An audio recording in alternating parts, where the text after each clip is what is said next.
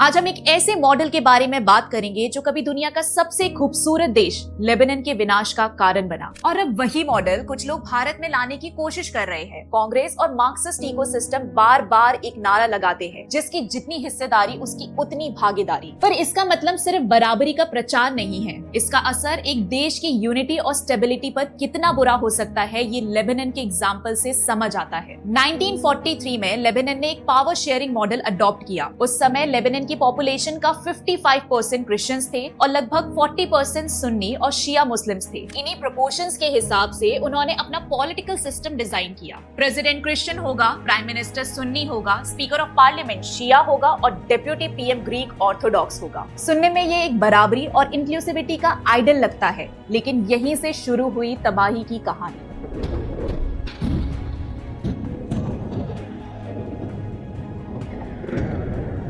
क्योंकि लेबनान में जिसकी जितनी हिस्सेदारी उसकी उतनी भागीदारी मॉडल लागू था, तो धीरे धीरे वहां के मुस्लिम्स अपनी पॉपुलेशन बढ़ाने लगे और इसमें सबसे अहम पड़ाव आया 1948 में। 1948 में इजराइल और पैलेस्टीन के बीच युद्ध छिड़ गया और क्योंकि इजराइल का बॉर्डर लेबनान से लगता है, इसका सीधा असर लेबनान पर भी पड़ा। United Nations teams accompany Israeli soldiers under the white flag to retrieve the bodies of soldiers killed in the continuing strife with Arab troops.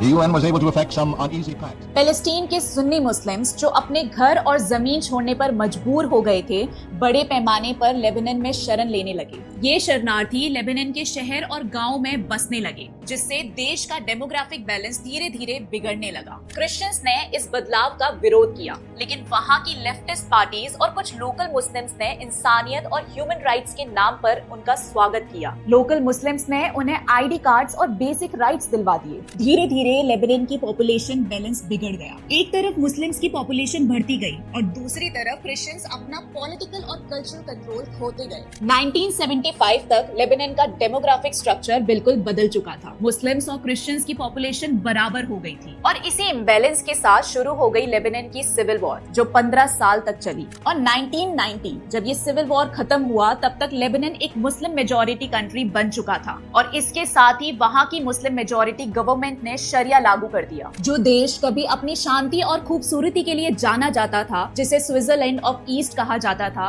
वही देश एक खौफ और आतंक का घर बन गया और आज ये देश घर है हिजबुल्लाह जैसे खूंखार आतंकवादी संगठन का। वहाँ की महिलाएं जो एक वक्त अपने राइट्स और आजादी के लिए मशहूर थी, आज उनका जीवन शरिया कानून के नीचे दब चुका है। आज ये देश पूरी तरह से बर्बाद हो चुका है। आज हमारे देश में भी कुछ फोर्सेस है जो इसी मॉडल को भारत में लागू करना चाहते हैं। राहुल गांधी का नारा, जिसकी जितनी हिस्सेदारी उसकी उतनी भागीदारी, सुनाई तो बराबरी की बात लगती है, लेकिन इसका असल मतलब हम समझ नहीं पा रहे हैं। कांग्रेस और उसके अलाइ सिस्टमैटिक डेमोग्राफिक चेंजेस की तरह काम कर रहे हैं। सीएए और एनआरसी का विरोध करना, रोहिंग्यास को शरण देना और कास्ट सेंसस को प्रमोट करना, ये सब एक बड़े एजेंडा का हिस्सा लगता है। अगर हम समय पर नहीं जागे, अगर हमने इलीगल इमिग्रेशन को नहीं रोका और आपने सामाजिक और राष्ट्रीय ढांचे की रक्षा नहीं की, तो हम भी लेबनान के रास्ते पर चल पड़ेंगे। ये सिर्फ एक पॉलिटिकल इशू नहीं है, ये एक सिविलाइजेशनल कोलैप्स का सवाल है। लेबनान का एग्जाम्पल हमें दिखाता है कि इंक्लूसिविटी के नाम पर अगर पॉपुलेशन बैलेंस और नेशनल आइडेंटिटी को कॉम्प्रोमाइज किया जाए, तो उसका अंजाम कितना खतरनाक हो सकता है। आज हमारे पास समय है, हमें समझना होगा कि किसी भी बराबरी के मॉडल को ब्लाइंडली इम्प्लीमेंट करने से पहले उसके लॉन्ग टर्म कॉन्सिक्वेंसेस पर गौर करना जरूरी है। भारत को एक और लेबनान बनने से बचाना हम सभी की जिम्मेदारी है। अगर ये वीडियो आपको पसंद आया हो तो लाइक करिए, शेयर करिए और चैनल को सब्सक्राइब करिए और कमेंट में जरूर बताइए कि आपका इस पर क्या टेक है। मिलते हैं अगले वीडियो में, तब तक के लिए जय हिंद।